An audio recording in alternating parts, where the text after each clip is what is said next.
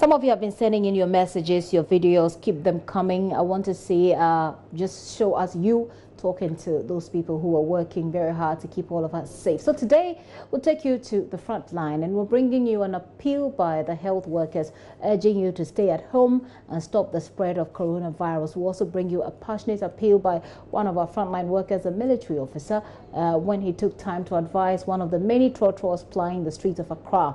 In the studio, I'll have another frontline worker, a doctor from the Korle Bu Polyclinic. You can call in with your messages of encouragement, but also your questions. Those are crucial, your questions, so we can get some answers from the experts.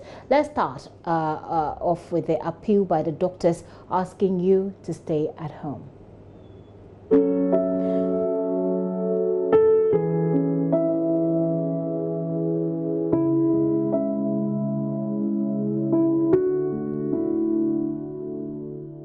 COVID-19, caused by the coronavirus, is a potentially deadly disease that has killed thousands of people worldwide. Unfortunately, it's here with us in Ghana. But do not panic, we can beat this. The disease moves when you move and it stops when you stop. Please stay at home unless it is an emergency.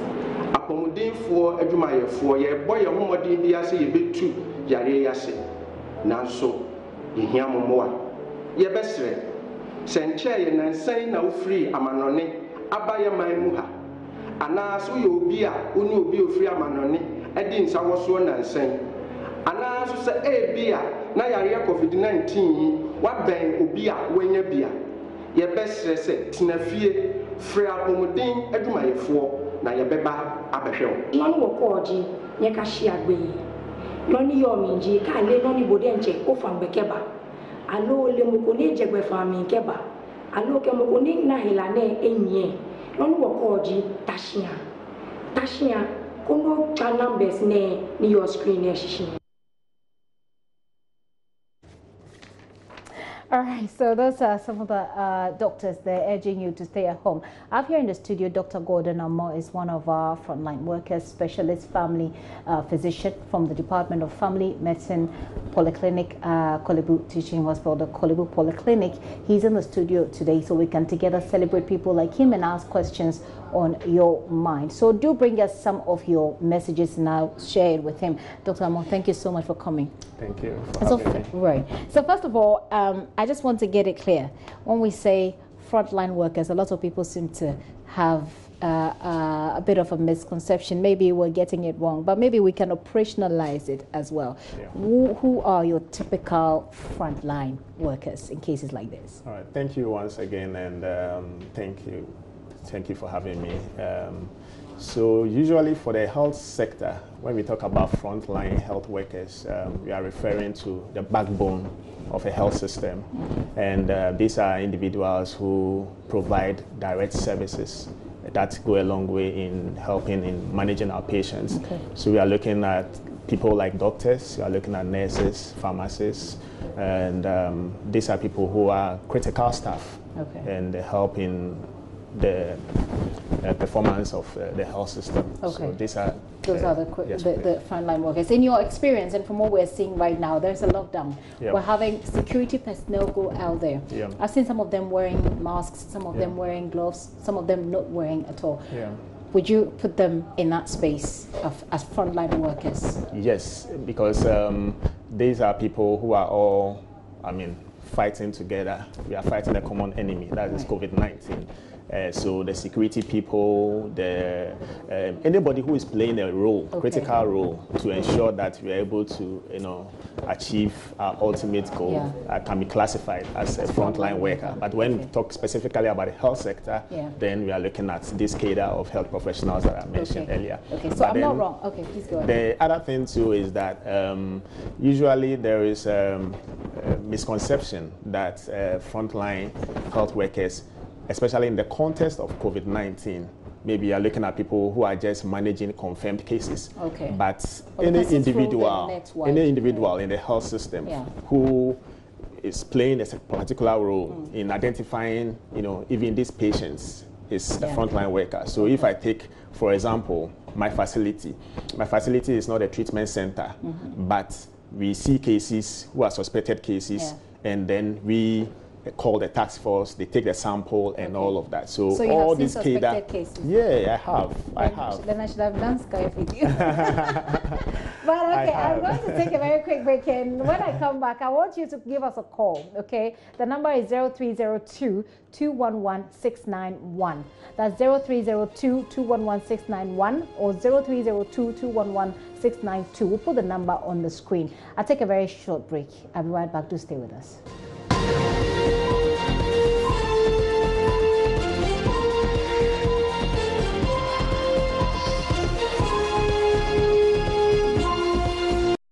Welcome back to the show. Why don't you give us a call now on 0302-211-691 or 0302-211-692. We're putting that number on your screen. If you know our WhatsApp number, you can also drop us a WhatsApp message and I'll ask the doctor right here in the studio for you. Dr. Amoh, so we're back. We're talking earlier about casting the net wide.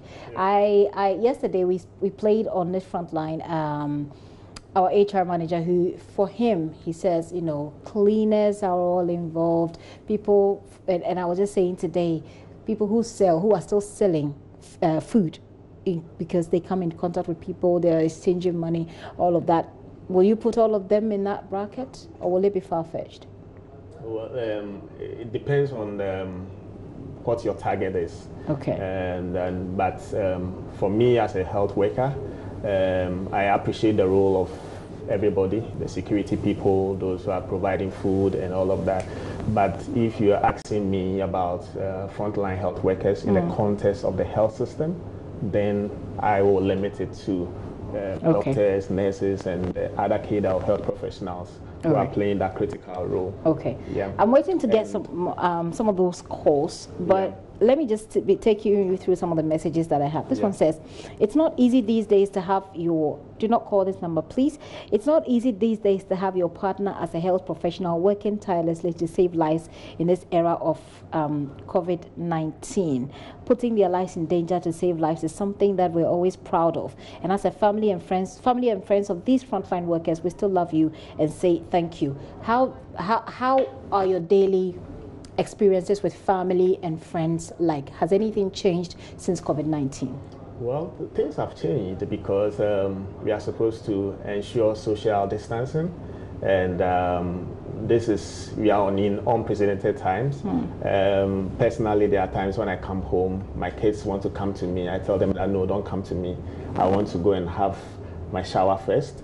And there was this time when I came into contact with a suspected case, and I had to be isolated, and I had to call my wife, and it was a bit uncomfortable, How did she feel? I mean, what was the first thing she said? Well, she's also a health worker, so she understands the risk involved in the job that we do.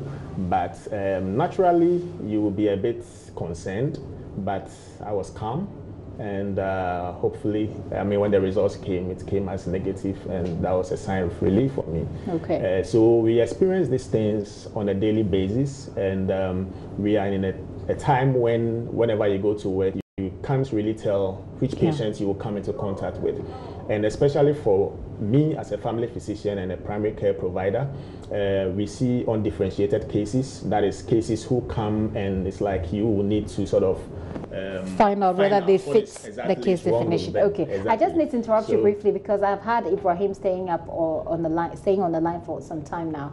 Ibrahim is calling from Tema, one of the places we're told is also was affected. Ibrahim, talk to us. We're listening. Hello, good evening. Right. Please go ahead. Hello, good evening. Yes, please go ahead. Okay. I just want to use this opportunity to thank our frontline health workers for the great work that they are actually doing. In fact, we have actually appreciated their work. And I just want to encourage them that they should take care of themselves because, in fact, their lives are very, very important to us. That's true. As a country, I remember when we were in school and we were debating the teacher and then the health worker, who is more important. So the teacher and the health worker, the two, but more important? We are seeing the importance of our health care. So we just want them to take proper care we've been getting information from other jurisdictions that we are losing our health workers. Yes, it is something that we are actually worried. So we're praying that God should strengthen them to be able to execute their mandate very well. Thank you. Thank you very much, Ibrahim, for calling, and I'm sure that you are touched by that message. Right, is it encouraging? All right, he says it is encouraging, and I'm hopeful that other doctors are seeing and feeling same. Efia Techua is calling us from Kumasi. Efia. Hello. Yes, Efia, you're on air. Yes, I just want to say a very big thank you to all the frontliners. Personally, I am the wife of a doctor. My friend has the dying. And seeing him leave the house every day is like, what is he coming to the house, bringing to the house? And we really, there's a time we really need to pray for them. They really need our prayers. So you guys could do the Almighty bless you. And passing through these things, and every day I have to pray because me, my husband goes to work and it's like every day, my husband, are you okay? Are you safe? Because you don't know the person he's meeting. Exactly. So when your husband goes home, goes to work, you're tempted to call him many more times to find out how he's doing than you used to. Yes, and when he comes, it's like I am afraid to even hug him. Oh, but you have to maintain social distancing. I don't even to have sex with him. Sorry. Okay, I'll pretend he didn't say that. But anyway, but I mean that's a curious discussion that we can have later. I don't know whether it's safe or not safe to engage your partner sexually when they are frontline workers, but I believe it's fine. Doesn't your husband say so? Okay, it looks like I've lost it here. So I'm just going to throw that question to you before I pick Alhaji, who's calling from Sabalugu. Is it really scary to have sexual relations with your partner because you're meeting sick people? In the context of COVID-19, currently there is no evidence to show that it's transmitted through, having sexual intercourse. No, but of course, when if you're kissing, because we're told that it's in the mouth, right? Yes. So, with that, there's a possibility. Okay, so what do you do then? Okay, I'm not quite sure. Okay, so then what do you do? Is it safer to have sex without kissing? Well, there's a difficult one to answer. There's a difficult one to answer, and especially when we also know that there are people who have the disease, but they are not showing symptoms. That's asymptomatic patients. Right. So, but then I think that is a decision that every couple will have to decide for themselves. It will be difficult to give a definite answer that couples should avoid sexual intercourse, during this time. That would be very difficult. But I think that if you are married to a health worker, that is something that both of you have to decide on what to do. But I personally know some health workers who, because of the level of risk that they are exposed to, have decided that they are not going to stay at home for a while. Okay. So that is something that people can also consider. That's a conversation we can have further, I believe. I have two more calls to take. Alhaji, I can't really mention your name. Biniyuri Bushani is calling from Savalugu. Alhaji, let's hear you. Yeah, good evening. Good evening. Yeah, thanks to have me this evening. First of all, let me send my greetings to the doctor and you. We really appreciate what she done for us. Yes, please go ahead. We hear you.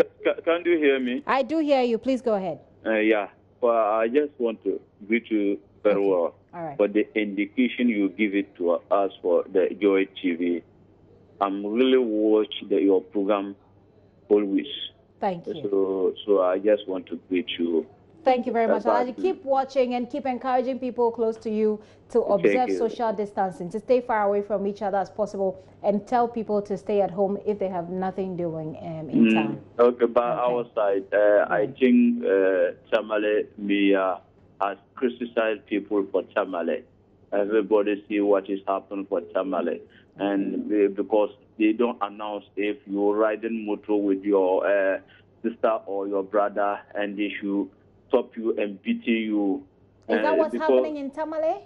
Yeah, is that what's happening in Tamale? Okay, we'll send our reporters to take a look on the street of Tamale. If you, but I think your reporter Martina Bugure is the reporter for you. We'll put her on that. We'll put her on that. Thank you so much. Yeboah from Cape Coast is my final caller. Yeboah, you're on air. Good evening. Yes, good evening, sir. Go ahead. Yeah, this morning I heard the Minister for Information Minister giving a response to a question that was asked about the NES, the frontline workers. Okay. And they refused, they denied it. But her sister also confirmed it that she had to walk. She left home around 2.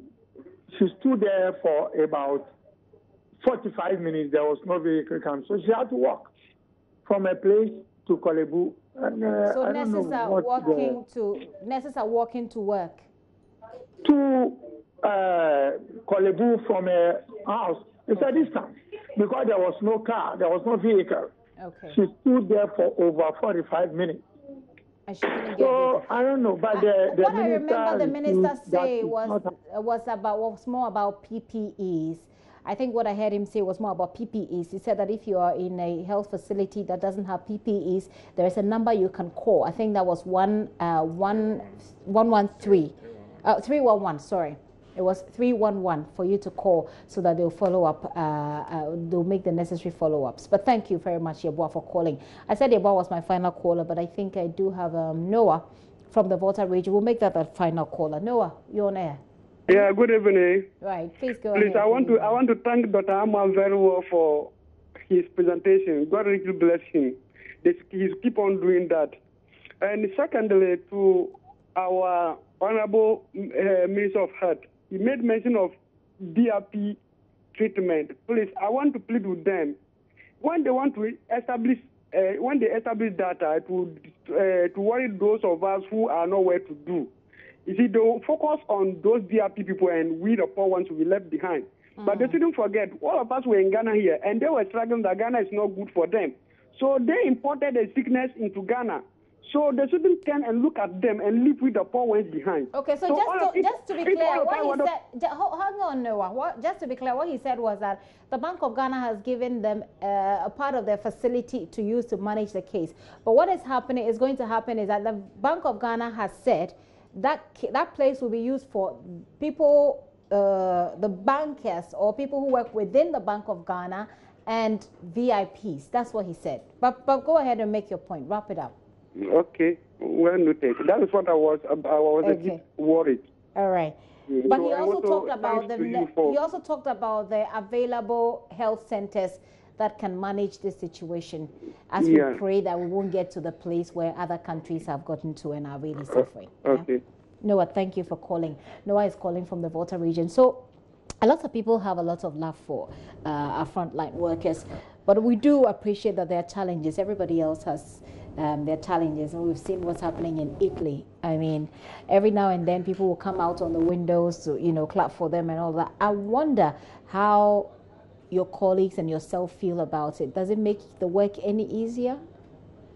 Well, in terms of challenges, yes, I mean, there are obvious challenges, and I know there are facilities who are still grappling with shortage of PPEs or unavailability of PPEs, especially those at the peripheries, and that is something that is of concern to most clinicians, because the PPEs are the ones that's supposed to protect you. Protect you. Yeah. Right. And without the PPEs, it makes it a bit difficult to really do what you want to do. I think another challenge had to do with the turnaround time in terms of getting the lab results. Initially, we were made aware that it takes a minimum of about 6 hours for the results to come in, and therefore you're expecting that within 24 hours you should have the results. But for some cases, you get the results maybe 48 hours afterwards, and it makes it a bit difficult. Because there are some cases that you have a challenge in being able to confidently say that this is COVID-19 or there's another condition. Because before COVID-19, we're seeing cases, pneumonia and other conditions that can present, or upper respiratory tract infections that can present just like COVID-19. Okay, so now that we have COVID-19, it's assumed that anybody who presents these symptoms, you need to have a high index of suspicion, and therefore getting the lab results is very critical in being able to separate COVID-19 from other conditions. So if the lab delays, then it becomes a bit difficult. Yeah, but in the meantime, you still have to take all those precautions. Yes, and assume that this is a positive COVID-19 case, just so you can protect yourself. That is true, but then if this is a confirmed case, the PPEs that you wear is different from when you have a suspected case coming to your facility. Okay. So that is a bit of a challenge. So most of the time you need the labs to come in very quickly. So I was happy when I heard the Minister of Health saying that Kulebu is going to have the reference lab being made a testing center, and that is really good news. That's a good thing. If we can have more testing centers, that would really help. More testing centers, you'd say. We're going to have to wrap up, but just a quick question that came in. Says, I would like to thank everyone who is helping during this time. I want to know what we do about the clothing, our clothing. We wash our hands, we sanitize it, but he says, if I'm well informed, the virus can be in clothing too for some time. What can we say to people who are thinking about this? So for those of us in the health sector, we know that chlorine solution, the virus is able to kill the virus. So even for my department, there's been a discussion that people should wear scrubs instead of wearing scrubs. That's what usually you see those outside Ghana. That's what most of them wear. So if you wear the scrubs, then you can actually change before going home, so that you don't wear your clothing home. So that's a discussion that you're still having. Can have and decide on the best way forward. Okay. Well, we're going to wrap up here. We still have other things that we need to bring to you, but most of you are bringing in your messages, your videos. Thank you so much. I will try and read this poem. Let's see. He says, your passion for this job makes me high and vicious. Anytime I taste the underground mucus. Oh, frontliners, you are my hibiscus. Stay safe, frontliners. Ghana don't want to lose you. Nanaba from University of Energy and Natural Resources. Thank you for sending in those messages. Let me take your final words, and hopefully we'll have you more on this segment, and we'll talk more. Yes, so I want to tell every Ghanaian who is watching us right now that there have been certain directives that we are all supposed to comply with. I'll plead with everybody to try and adhere to these directives as much as possible. If you don't have any business going to town, stay at home. There's a common saying that is, I think the Minister of Education even mentioned, that the virus moves when individuals also move. So as much as possible, people should stay at home. And then the washing of the hands with soap and water is very essential. Use of sanitizers also essential. And then social distancing. And I believe that if we do this, coupled by the prayers of all Ghanaians, we'll be able to sail through. Hopefully we'll be able to sail through. I've been talking to Dr. Amoh. Gordon Amoh. He's a specialist family physician from the Department of Family Medicine, the Kolebu Polyclinic. This is Frontline. It's a segment we've created here on The Pulse to just celebrate people who are going the extra mile to help all of us stay strong, to help all of us stay safe from COVID-19, as we also commit to staying at home. Well, it takes a lot of courage to confront your enemy. So take a look at this soldier who got, very passionate about COVID-19 when he was checking the vehicles on our streets. But it's better than losing your lives. Do you understand? It is better than losing your lives. Go through the hardships in your house. It is better than you living this world. Your maker up there has a purpose for you. So please stay home. I hope you understand what I'm saying. Make it very easy for everybody. Look, we all have our families. We would have been happy staying with our families back home. But we are out here working for God and country. And then for you. So please, stay home. Don't make it difficult for us. Stay home for us. We all have families too, he said. But we are all here working. This is Frontline here on The Pulse.